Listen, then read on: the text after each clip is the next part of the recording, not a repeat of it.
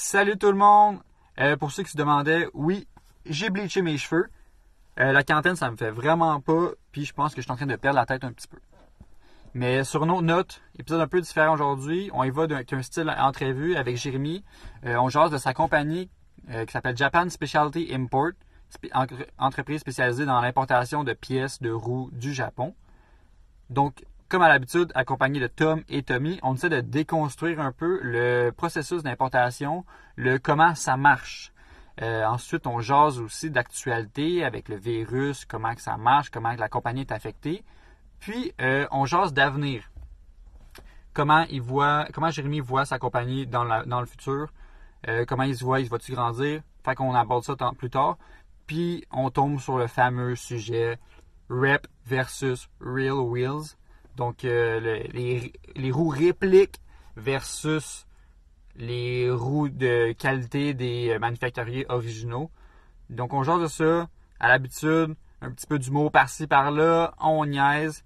Mais ça va rester un bon épisode comme d'habitude. On le souhaite. Sur ce, bonne écoute.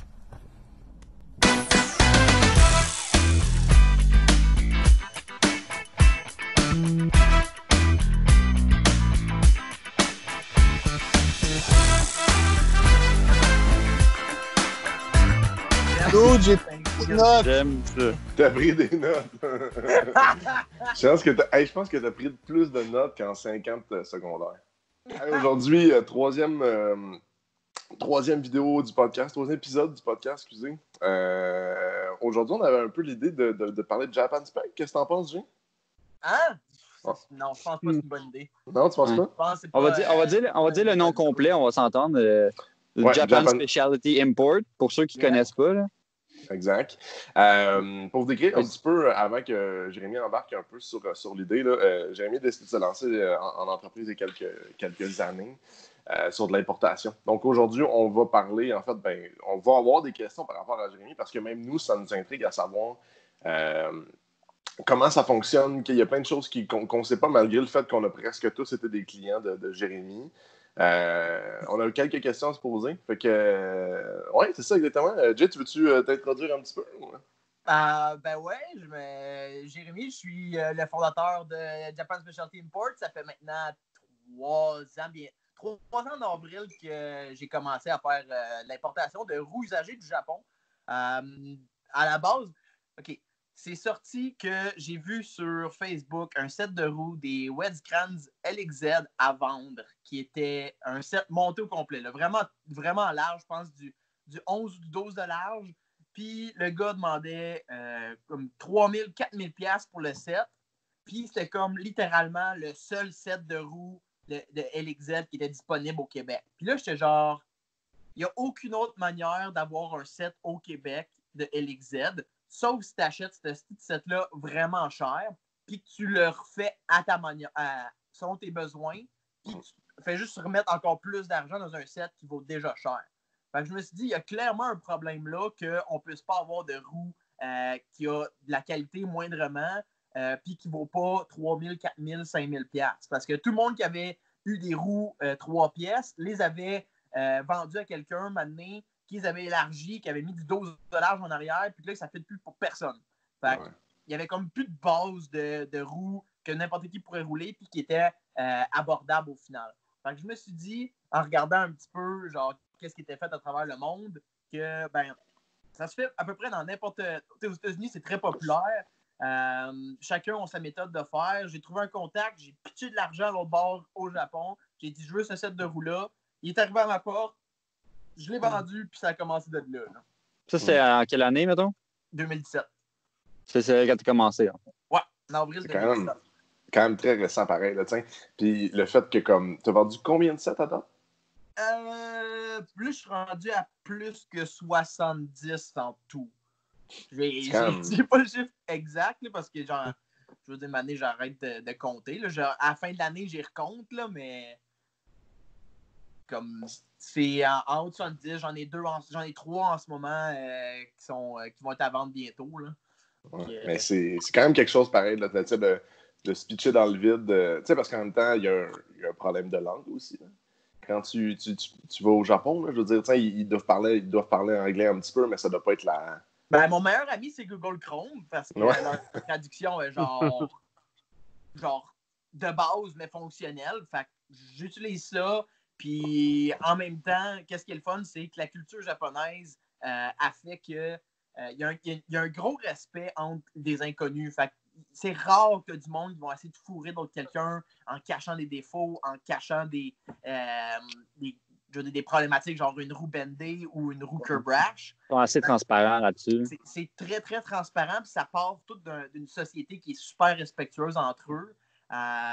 Donc, dès que je vais voir une annonce, je vais être capable de voir tous les défauts. Puis dans les descriptions, même si il n'y a pas une photo nécessairement d'une bosse, ben, la personne qui vend les roues va dire « Ah, ben, il y a une roue avec une bosse qui a été testée sur une machine. » Genre, même s'ils vendent, par exemple, les roues 300$, ben, il y a eu un tour sur une machine à roues pour voir s'il y a un bend, puis il y a des photos de tous les coins des roues. Fait il y a comme cette idée-là que nous, ici, on a que quand c'est cheap, on donne pas le temps de prendre des photos, faire attention si tout est beau, puis de bien informer l'acheteur potentiel.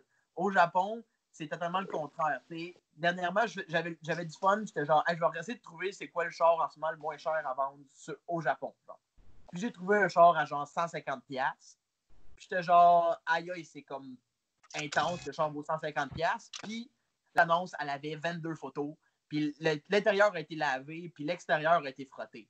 Genre, même pour 150$, un fucking char, genre une Corolla diesel, ben, ils ont pris le temps de prendre 10 000 photos, laver un petit peu l'intérieur, pas avoir de cochonneries. Puis c'est quelque chose que, ici, c'est un char à 150$ déjà là, ça n'existe pas. Puis un char à 500$, tu vas avoir une photo dans le noir, en dessous d'un banc de neige, puis le gars va dire dans la description, roule bien. Fait que, c'est c'est tout ce que tu vas avoir. Jamais sorti. Et sais-tu une des principales raisons pourquoi les prix sont super bas là-bas, comparativement à, mettons, ici? Qu'est-ce qui fait que pour nous, c'est pas cher? Ça fait encore partie de la culture là-bas. Tout ce qui est usagé a vraiment moins de valeur parce qu'ils ont déjà appartenu à quelqu'un. Puis en plus, à la base, les roues valent moins cher là-bas parce que les roues sont produites là-bas puis sont vendues là-bas. Donc, ils n'ont pas de shipping, ils n'ont pas de distributeur, ils n'ont pas de middleman qui fait juste prendre les roues, les shipper à quelqu'un puis pogner 15% dessus. Fait que, au final, quand ils achètent, je sais pas moi, un set de roues peut-être qui vaut 4000$ neuf, ben eux, ils ont toute la partie shipping et distributeur qui ne payent pas. Donc déjà là, ils coupent, on va dire, je n'ai pas les chiffres parfaits, mais on dit qu'ils payent 2000$ le set de roues. C'est 50% de moins.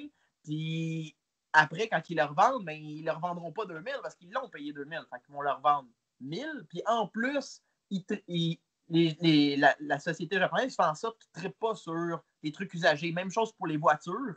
Donc, c'est pour ça que les voitures aussi, ça vaut la peine de les importer. C'est les objets usagés, ça a comme vraiment moins de valeur. Fait que quand ils sont vendus par la suite, ben là, ils sont vendus moins cher que qu'est-ce que, par exemple, nous ici, on paye 2000$ pour un item, puis un an plus tard, on essaie de leur vendre 1500$. On parle que tu as importé tu as dit quasiment 70 sets de roues. Ouais, as-tu importé beaucoup d'autres choses aussi à part que des sets de roues? Au courant des 3 dernières années, j'ai quand même essayé de développer, voire pour d'autres produits. J'ai eu des parts originales. Donc, si quelqu'un avait besoin, par exemple, d'un plastique vraiment whack dans le fin fond d'un coin d'un Celsior, ben, je suis capable de l'avoir, cette pièce-là. Si tu cherchais ici, tu ne trouveras jamais ça. Mais aller au Japon, c'est disponible directement chez Toyota ou chez Nissan ou chez Mitsubishi ou whatever. Ou ben, je suis capable de le trouver usagé aussi. Il y avait aussi tout ce qui est des pièces d'aéro. C'est sûr que c'est un peu difficile parce que avec la grosseur, mais par exemple, j'ai importé des Fender pour Xavier qui est juste ici avec nous. Yes. On était vers ça. En plus, Xavier aussi a importé des coilovers parce que même chose, les coilovers valent moins cher là-bas. Donc, quand ils les revendent usagés, ben, ils sont pas mal plus intéressants que les prix qu'on a parfois ici pour des marques de haut de gamme. Qu'est-ce que j'ai aussi? Des emblèmes de voitures. Mais c'est surtout principalement des roues que j'ai eu à importer avec ça. Là. C'est sûr, c'est pas mal plus universel, justement, d'importer des roues qu'une pièce de char, parce que, justement, les pièces de char, je pense que ça a été juste des commandes spéciales, versus les roues, ça arrive que tu les importes un peu pour tout le monde, puis si quelqu'un les veut rendu ici, il peut te les acheter. Ouais, j'imagine. Ça, si je trouve un deal, je le prends. J'attends pas de trouver quelqu'un pour l'acheter. Je veux dire, j'ai commencé de même. J'ai commencé que j'importais des sets de roues avec mon argent au final, puis je les achetais au complet, puis après, je les revendais ici. Je le fais encore, mais j'ai aussi la possibilité, si quelqu'un me dit, hey, je recherche du 18 pouces, 8 pouces en avant, 9 pouces en arrière, de large, puis j'ai tant de budget, ben, je suis capable de dire, OK, ben voilà quelques sets. S'il y en a un qui t'intéresse, ben, on peut le commander. Puis ça fait que le monde, ben, ils n'ont pas besoin d'avoir peur de perdre un deal ou je peux pas aujourd'hui, puis là, le lendemain, ils sont plus là. Mais, ça permet d'avoir comme déjà son set acheté et réservé. Ouais. Puis, mettons, si on continue là-dessus, justement, comme pour ceux qui ne connaissent pas, mettons, comment ça marche, c'est quoi le processus? Mettons, moi, j'aimerais ça mettre des mags sur mon CX5. Ouais. Là, mettons, moi, je t'écris comment ça marche. C'est quoi, normalement, les étapes que les gens font pour te lancer une commande, mettons? Puis comment que ça arrive? Puis... Exemple, là, que tu me lances, hey, j'ai un CX5, je veux des mags. Ben là, la première chose que je vais te poser, c'est as-tu un style en particulier que tu recherches? Parce que c'est quand même large comme possibilité qu'on a en termes de roues. Tu vas avoir des roues, on va dire, style BBS LM ou Word VSXX. Tu vas avoir des roues 5 spokes, donc vraiment un peu universelles qui fait à peu près sur tout. Tu vas avoir des roues très VIP que tu vas avoir du gros chrome puis de la grosse lip comme Tommy D adore. Puis tu vas avoir aussi des roues vraiment racer, donc tu sais, qui vont être monoblocs super légers. Fait que j'essaie vraiment de gager c'est quoi tu cherches. Je te proposerai pas du gros Euroline à 8,5, 9,5 quand toi tu cherches du 16 par 7 pour traquer ton Civic. Là. Fait que, c'est vraiment de chercher ça. Je verrais ça. Hein? Je verrais ça un Civic avec des gros Euroline du 9 pouces. Ouais, c'est ça. Ça serait hot dans certains cas. Je veux dire, un Civic 8 Gen ou 9 Gen avec des Euroline genre 19 pouces, c'est vrai que ça serait fucking hot, mais c'est pas la même. Non, je pense pas. Que tu recherches. Si tu veux un genre de track, mais pas des Euroline. Ça fait genre 4 angles de Moi, je suis pas mal sûr. Je suis pas mal sûr que Xavier veut prendre son CX5 pour aller faire de la track, par exemple. Je pense qu'il va falloir qu'il trouve un setup de track. Ouais, j'ai un mode sport puis un mode semi-manuel. Fait qu'on devrait être pas pire. Hein. Attends un peu. OK, on diverge de Continue.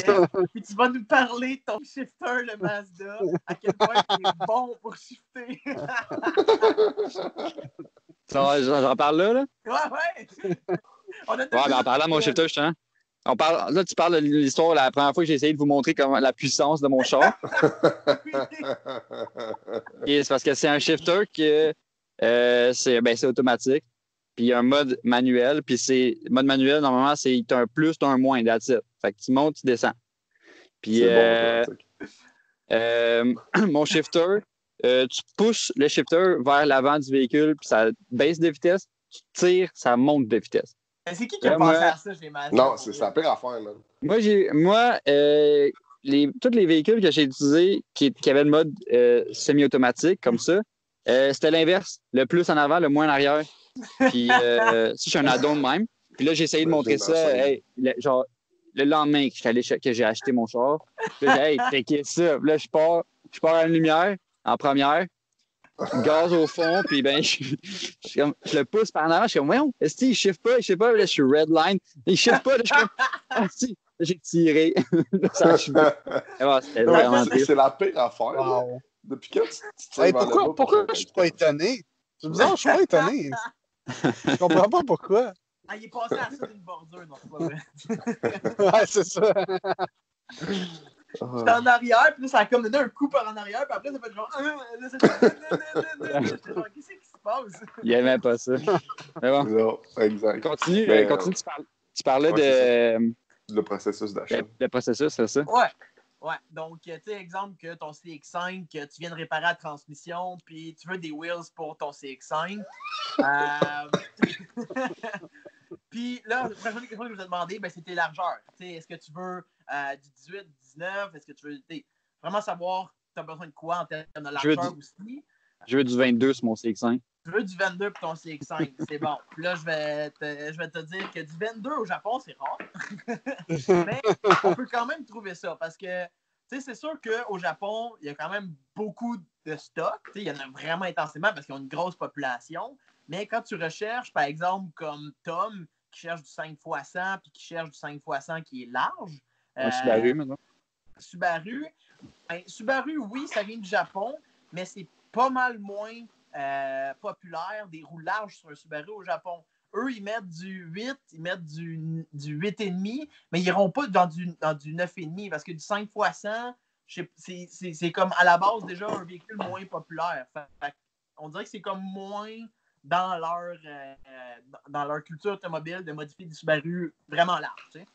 Fait que, des trucs comme ça. Fait qu'en plus, quand tu cherches du 22, par exemple, ben là, c'est un peu plus compliqué. Mais exemple que tu cherches entre fucking 15 puis 19 pouces, il n'y en a pas de problème. C'est des grandeurs standards là-bas. En plus, il y a du 5x114, donc c'est comme standard là-bas. Si tu cherches du 5x120, si tu cherches du 5x112, du 5x130, et là, tu tombes dans des véhicules qui ne sont pas japonais. À part le 5x120 qui est un petit peu arrivé du côté japonais, mais qui n'a pas vraiment un gros marché encore pour ça. Fait que c'est sûr que, je veux dire, de 70 sets de roues que j'ai importés, il doit y en avoir comme 60 qui étaient du 5x114. Tellement que c'est populaire là-bas, puis c'est aussi populaire ici. Là. Donc, c'est principalement ça que j'utilise. Finalement, tu veux du 19 pouces. Puis, moi, ce que je vais te dire, c'est, prochaine question, ton budget. T'sais, c'est sûr que je veux te faire respecter ton budget. Je te proposerai pas 4000$ de set de roues quand tu as un gros 1500.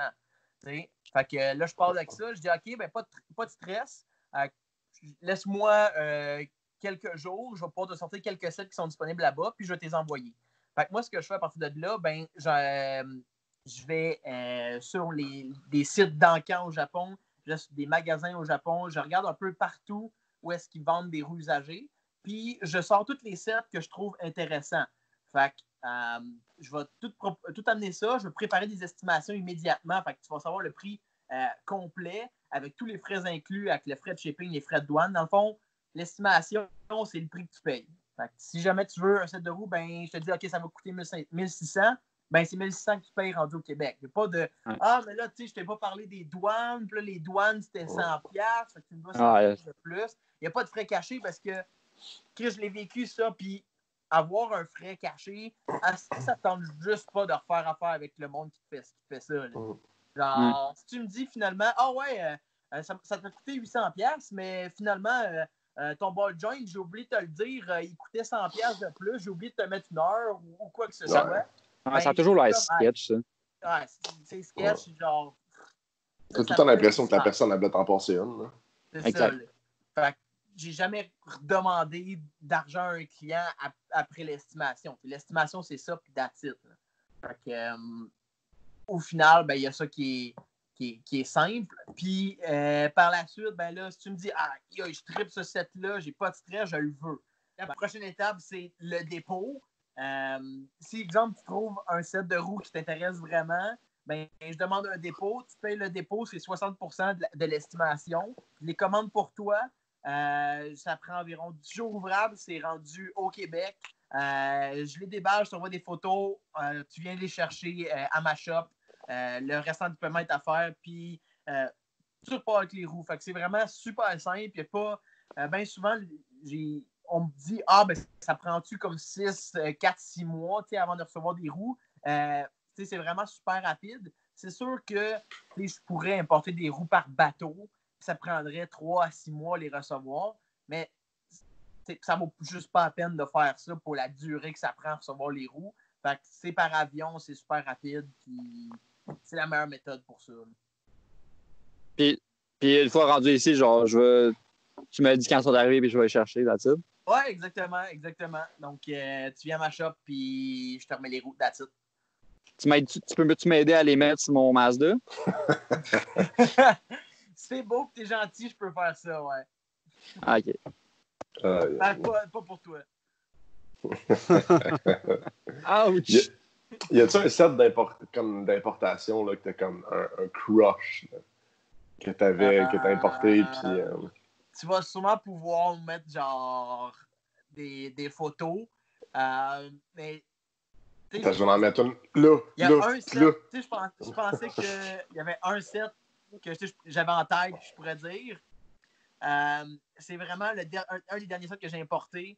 Écoute, je ne sais pas comment j'ai fait pour avoir ça. C'est un set de Raze Peyton Queen complètement neuf. J'ai fait genre, OK, ben, il a pas l'air d'avoir roulé beaucoup. Même que ça disait qu'il était en état neuf. Fait que je me disais, bah, c'est des 92. Ils ont dû servir à quelque part. Fait que quand j'y reçois, j'ai des balles. Puis là, je me rends compte que sont ultra neufs. Il n'y a pas un défaut. Ils sont juste fucking spick and span. Puis je pense que c'est vraiment le plus beau set que j'ai importé. Fait que je dirais que ce serait lui que je triple le plus. Ah ouais. Zaz, on est pas parmi ses clients les plus nice. Hein? Ouais. Je pensais avoir importé les roues binaires. Non, mais quand moi, il faut dire, moi, j'ai importé des roues avec Jay. Puis, mais je pense que moi, la façon que c'est arrivé, c'est que j'ai importé des roues qui étaient minuscules. Ouais. Je faisais 7 pouces et demi de large, là, 7 super élevé. Puis, non, c'était pas impressionnant quand il est arrivé. Là. Tu vas voir les photos quand ils sont arrivés. Zaz. Ouais. On va voir comment ça va arriver. Puis, ben, c'est sûr que ce qui est super nice, justement, ce que je trouve au Québec, c'est qu'on a Jay qui est assez comme, je dirais peut-être pas, je pense pas que tu sois le seul, peut-être, possiblement le seul, ou le seul à cette échelle d'importation-là, mais qu'on a toi qui est ici, puis on n'est pas trop loin encore dans la région de Montréal. On a Jordan chez Will Garage, que chez lui, il y en a d'autres aussi qui montent des roues, là, mais que, tu sais, moi, j'ai juste envoyé mes roues. J'étais allé chercher GG, puis j'étais allé y porter lui, puis là, j'ai le set que je veux, là. Ouais, Puis, on peut monter ça. Fait que c'est ça qui est nice que je trouve ici. Le combo de toutes les entreprises qu'on a ici, puis Jay, c'est ben, pour ce marché-là, ça part avec toi surtout. Là. Ouais, c'est possible d'avoir un set projet que tu achètes, puis que même si tu le build pour ta voiture, tu sais, combien de large en arrière déjà pour la tienne, Zaz? 11,5. Ouais, c'est ça. Fait que c'est parti de fucking 7,5 à 11,5, c'est ça? Ouais. Ouais, ben, en arrière, je suis parti de 8 à 11,5. OK, ouais. Ben, c'est quand même, tu sais, des roues build pour ton char, puis t'es même pas arrivé à 4 000$ là, avec tout ça. Non, loin de là. Ouais, c'est ça. Fait que t'es quand même capable d'avoir un set de roues build to spec, c'est parfait nice. pour ton char, mais qui n'est pas nécessairement comme si tu avais acheté des roues neuves. T'sais. Des Work VSX6 dans ces dimensions-là, tu vas payer 5 000$ là, pour le set. Là. Je veux dire, c'est juste pas pensable. Là. Ouais, c'est ça. C'est sûr qu'il faut comparer aussi que c'est pas des sets qui sont dus pour tout le monde. Là. Je pense pas que c'est tout le monde qui a besoin de Exactement. Non, mais à la limite, juste mettons le côté monétaire. Là, c'est pas tout le monde qui construit une voiture qui a comme limite là, 1500, 1700$ à mettre sur des roues. Ça, c'est pas mal la moyenne. Ouais, exact. Fait comme, c'est sûr que qu'est-ce qui, selon toi, Jay, pourrait faire la différence entre les deux? On n'est pas là pour détruire un set de rep, là. C'est pas ça le but, mais c'est de faire comprendre aussi, parce que je pense qu'on est tous un peu dans l'idée, là, on a switché, on a tous eu un après l'autre des roues qui étaient comme rep, donc des répliques, puis on a switché vers le monde des vraies roues un petit peu, puis si, mettons, tu aurais à l'expliquer à un de tes clients, la différence entre les deux, puis pourquoi ils devraient switcher, puis pourquoi ils devraient payer ce prix-là, qu'est-ce que tu aurais à dire, mettons? Ben, c'est sûr que déjà à la base, ça a sa place des roues cheap. Parce que, je veux dire, il y a du monde qui veulent juste des roues bien standards pour leur voiture, puis ils veulent pas se casser la tête. Puis, ça a sa place. C'est sûr que je dis pas que c'est des roues qui sont de qualité ou qui vont. Il y a toujours un côté de. Dans le fond, tu n'achèterais pas une Honda Civic, puis tu irais voir à côté une compagnie chinoise qui offre à une fraction du prix la même Honda Civic avec les mêmes extérieurs, mais vraiment, vraiment pas de qualité. puis qui copie exactement la propriété intellectuelle de Honda. T'sais, oui, il y en a certains qui vont dire « Ouais, mais vraiment moins cher. » Ouais, mais tu n'auras aucune valeur de revente, puis elle risque de ne pas faire le chemin. Je ne dis pas que toutes les roues qu'on considère répliques sont de la scrap, parce que bien souvent, ils vont faire la job, mais c'est chiant de casser un mag puis que ça emporte ton aile au complet avec. Ouais. Quand ça arrive Exactement. à casser, c'est que c'est vraiment intense. Oui, des fois, ça va juste craquer, puis tu vas faire réparer ça, puis au pire, ça va être tout.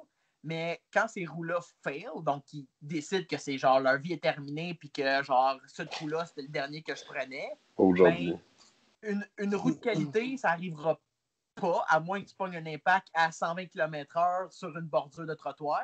Genre que tu fais ton Xavier, mais vraiment intense. Ben justement, de ça qu'on parlait, on a montré de mon accident, ma roue, qui était une roue Fat Fox, qui est une marque de plus basse qualité, là, on s'entend. C'est la construction de basse qualité. J'ai quand même eu un impact assez quand même violent. On ne sait pas, tu sais, littéralement, qu'est-ce qui serait arrivé si j'avais fait ça avec mes works. Mais tu sais, là, vraiment, tu vois que c'est vraiment le métal, il a cassé, il a arraché, je ne l'ai même pas retrouvé dans la rue. Je ne sais même pas il était rendu, tu sais. Mais versus une roue de plus de qualité, peut-être que ça aurait juste plié puis bossé à mort. Mais tu sais, souvent, des fois, je pense que l'avantage, c'est que ça vient réparable, si je ne me trompe pas. Là. Ben, c'est de la manière que ta roue qui manquait genre complètement un bout, ben, tu répares pas ça. Là, je veux dire, il va falloir que tu trouves une roue. Puis ces roues-là sont discontinuées. Fait que bonne chance de trouver une autre roue. T'sais, oui, c'est possible, mais tu sais, bosse une lip de work, ben, dans le pire des cas, dans le meilleur des cas, tu la redresses. Dans le pire des cas, tu la remplaces. Parce que c'est pas vrai que tu vas plier la face au complet à cause d'un impact à 30 km/h. Non, je pense que bosser ses work, je pense qu'il y aurait un petit peu plus broyé que c'est là, j'aurais fait. Mais on parlait pense. de petits dégâts. Je pense que Tom, tu as une expérience et tout là, avec des fake wheels. Là, Ouais. Les Verstappen S1 que j'ai eu, que j'ai acheté pour pas cher, que j'ai fait peinturer et que l'année d'après, juste en changeant, je pense que je faisais une job de break. Je me suis dit, je vais regarder le Mac juste pour le fun. Puis dans le hub, tu voyais entre chaque trou de bolt, il y avait une craque qui suivait chaque trou de bolt. Fait que le hub est en train de se désintégrer sur les 4 roues. Les 4 roues avaient les mêmes craques dans tout le hub. Fait qu'il en manquait pas gros pour que. Ce qui est quand même un bon point, c'est que justement, après ça, je pense que Tom t'a contacté Jay pour justement en profiter et changer de roue.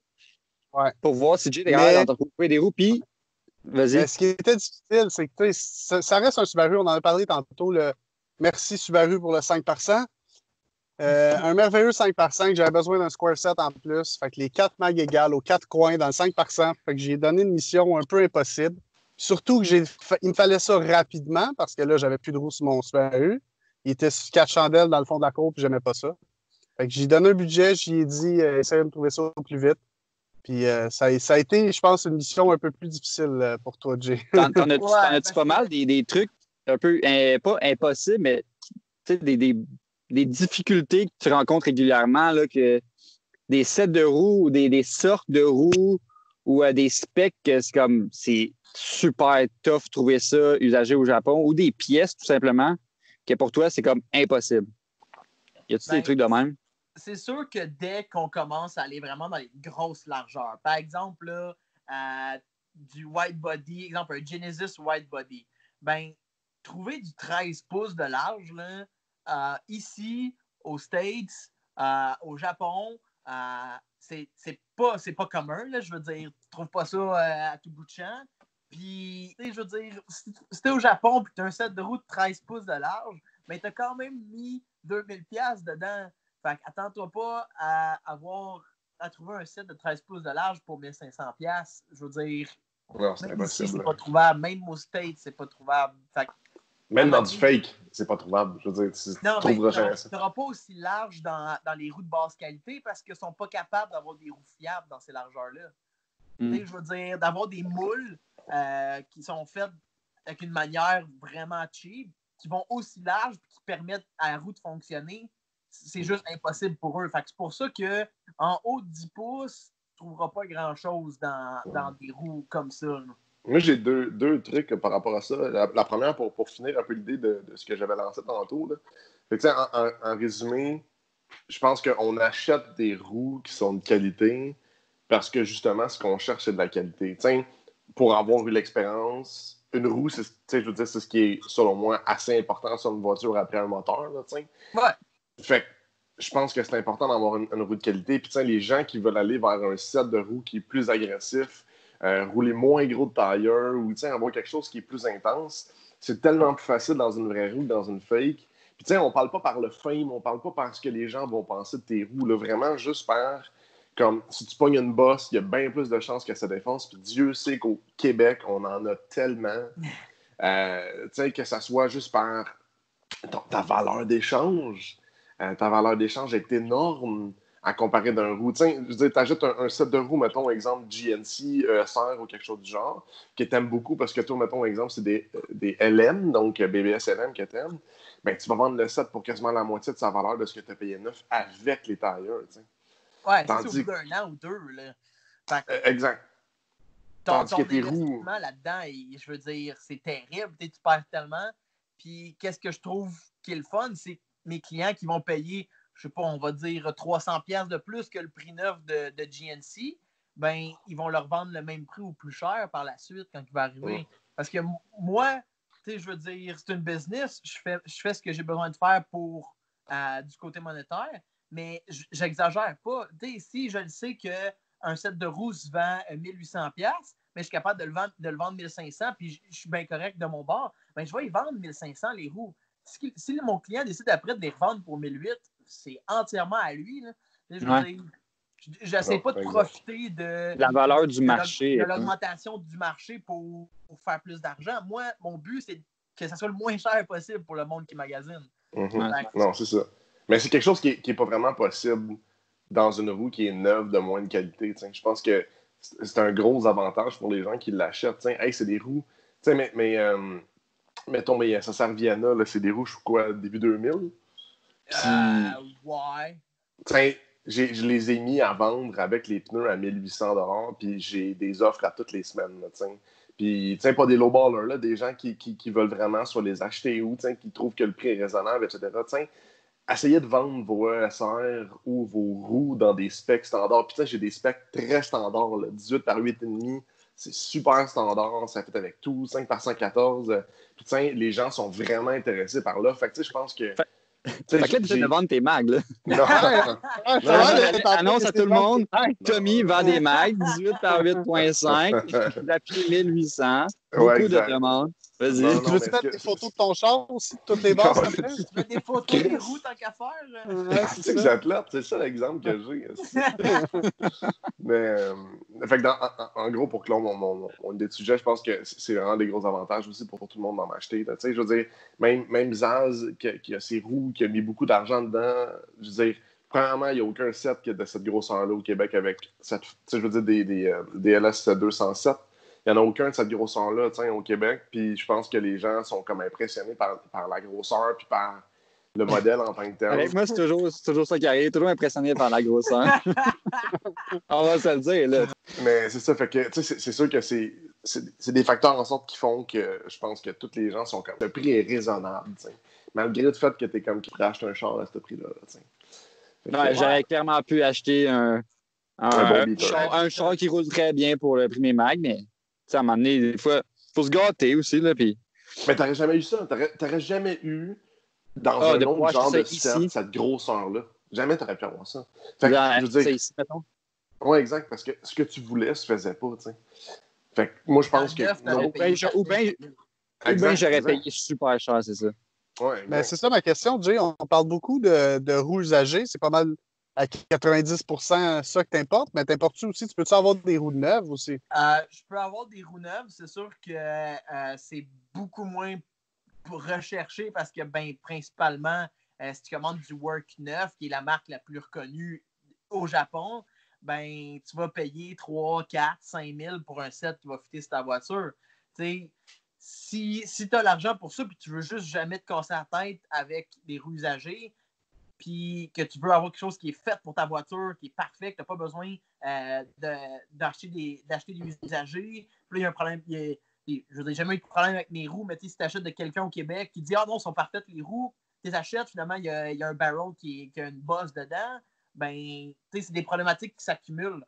Mais si toi, tu veux juste pas te casser la tête, tu veux des roues neuves, puis tu veux y aller all out, ben, je peux l'avoir. J'ai un set de Work VSX6 qui est en route en ce moment, qui est en construction chez Work.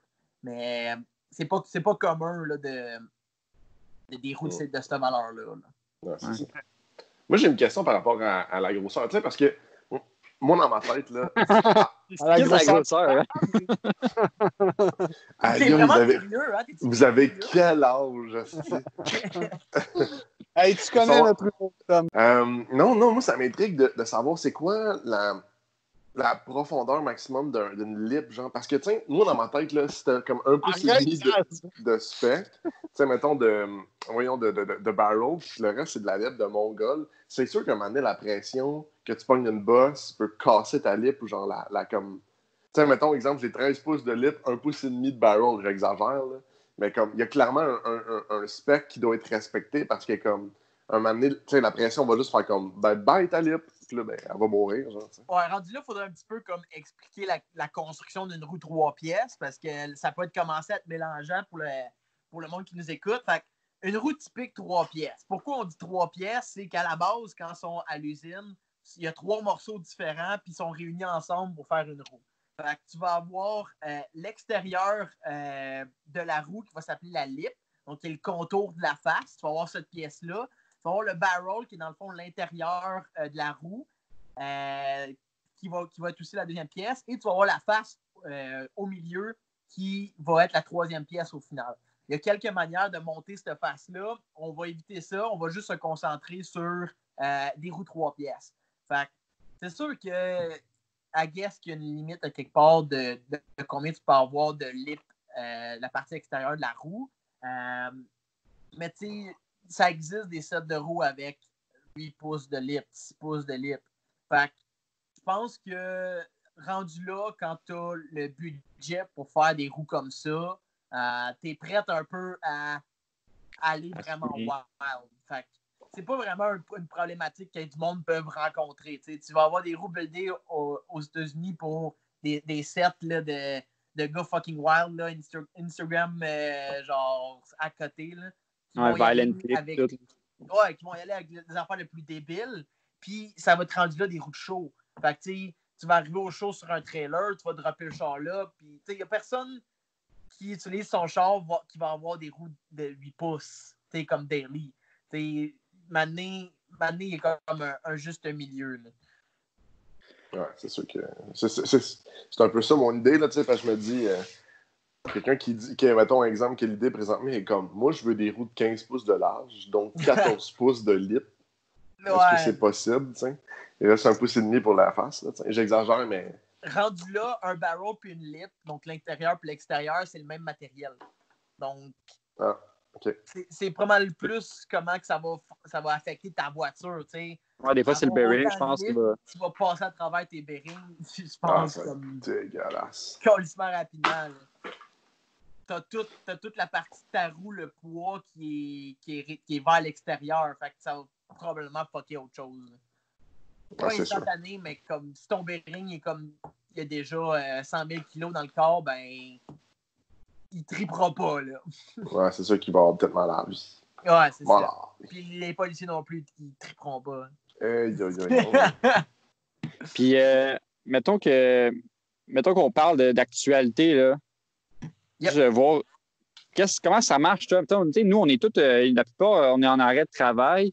Je fais du télétravail, tout de même, mais la poste, puis tout, comment ça marche? Puis au Japon, sont-ils fermés comme ici? Comment ça t'affecte, ta compagnie, mettons? Ben, en ce moment, c'est sûr que là, le Japon commence à avoir de plus en plus de cas du virus. Fait que ça devient vraiment un peu plus compliqué en ce moment pour le shipping. C'est encore possible.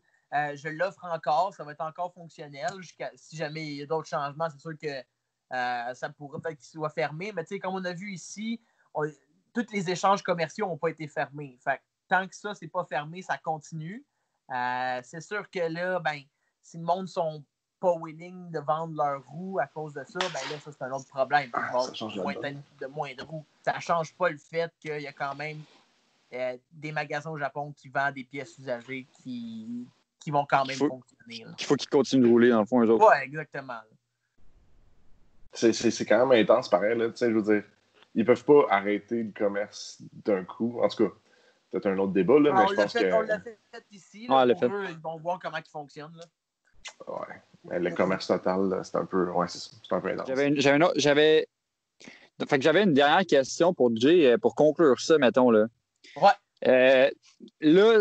Comme tu dis, ça fait 3 ans que tu roules Japan Specialty Import. Puis, mettons, tu vois ça où dans 3 ans, Japan Spec, mettons, là? T'as-tu une vision? Où tu te vois quelque chose? Ça va-tu encore rouler? Tu penses-tu grossir? Millionnaire. Ben, c'est sûr que on veut toujours que ça soit de plus en plus gros. Je fais ça depuis 3 ans à temps perdu pendant que je suis aux études, pendant que je travaille. T'sais. Fait que je fais ça le soir jusqu'à 1h du matin, puis la fin de semaine, puis quand j'ai du temps dans le jour. Fait que c'est sûr que j'aimerais ça que ça grossisse encore, puis que je puisse vendre des pièces neuves. Pas nécessairement juste des roues, aller apporter une possibilité des pièces de qualité du Japon qui vient concurrencer les pièces d'ici. J'ai rien contre des compagnies comme BC, mais je trouve que leurs produits sont très bien, ils ont un bon prix, mais je veux une compagnie japonaise qui puisse être vendue ici pour ces mêmes prix-là. Je veux des pièces que normalement on va dire je vais en commander une de sur eBay, ça va pas me coûter cher, puis finalement c'est de la scrap. Mais par exemple, l'avoir quelque chose de qualité qui va être dans ces mêmes prix-là, qui va être capable de concurrencer ce qu'on vend ici. Là. OK, fait que genre un peu, en fond, garder la même essence. C'est toujours, toi, comme tu as l'air de dire, c'est toujours de pouvoir offrir de quoi à des prix semblables. Ici, de garder un prix bas pour pouvoir continuer de vendre des pièces de qualité. J'ai la misère à le dire un peu, là, mais je sais pas si tu comprends. C'est ça, c'est de la qualité puis être abordable au final. Oui, ça va toujours être ça. Souvent, il y a des pièces même de scrap qui sont vendues cher parce que la compagnie a un nom réputé ou tu sais, même si on regarde des roues comme Rotiform qui ont changé leur roue cast pour de la production chinoise, ben, ils vont quand même les vendre aussi cher, même si leur production coûte vraiment moins cher. Fait que c'est tous ces types de pièces-là qui essaient de concurrencer au final. OK.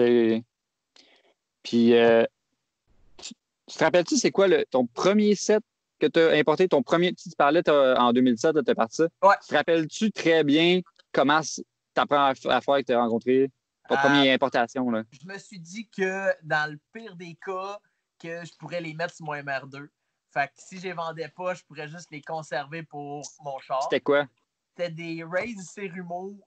C'est un modèle 5 branches, comme vraiment super comme standard, le design, mais qui était vraiment de qualité, puis qui était quand même assez léger, puis qui était 2 pièces. Fait que tu peux retirer la face, la peinturer, puis finalement, je l'ai affiché, puis ça n'a pas perdu de temps, puis c'était vendu. Là, c'est toujours là, c'est là que tu as cliqué. Il y aurait un marché pour ça. Puis j'ai ramené ça. Ah, c'est vraiment cool. T'as l'air d'un gars de pawn shop, là. Tu trouves des deals, Steve, je te ramène ça ici. Des deals, ici. Tu devrais faire une pub à la télé, Jay. Tu serais pas prêt. Le gars de Yup! À 2h du matin, là, avec des numéros de téléphone qui flashent partout dans l'écran. Mais là, je pense que la question que tout le monde se pose, là, ouais. Tom, sont-ils négociables, tes roues? C'est que t'es calme. À 800$, je laisse partir. Bon, merci Jay. Je pense que ça fait le tour de pas mal de questions. Je sais pas, vous autres, les gars, qu'est-ce que vous en pensez? Y avait-il autre chose que vous aviez peut-être en tête? Ou, Non, moi, c'est super clair. Je trouvais ça a démystifié pas mal de trucs par rapport à l'importation, justement, vu que c'est pas très commun ici au Québec. Là, fait que je suis honnête de pouvoir jaser avec quelqu'un qui fait ça, en fait, là, parmi les seuls, je pense. Là. Ouais, exact. Ben non, c'est ça. Moi aussi, ça résume pas mal. Tu sais, on a eu la chance de travailler ensemble, moi puis Jay, puis Xavier aussi avec Jay. On savait pas nécessairement tous les processus, on savait pas exactement tout ce qui est involved dans le processus, encore une fois. Là. Fait que, hey, sur ça, merci Jay, merci les boys. Ouais. Thanks. Ben, merci à toi. Puis c'était un épisode un peu plus relax. Mais ça va être surtout de même. On va avoir des épisodes un peu plus sérieux, puis après, on va revenir avec nos asti-niaiseries. Je pense que le prochain épisode, ça va être assez wild. Donc, ouais. Tommy est le premier qui allait faire du contenu assez wild. Là. Ouais, c'est ça. On va être tout nu, on va me voir les titres. Prochain épisode, j'enlève mon linge. OK. C'est un rendez-vous. Allez, sur ça. Ciao. Ciao, guys.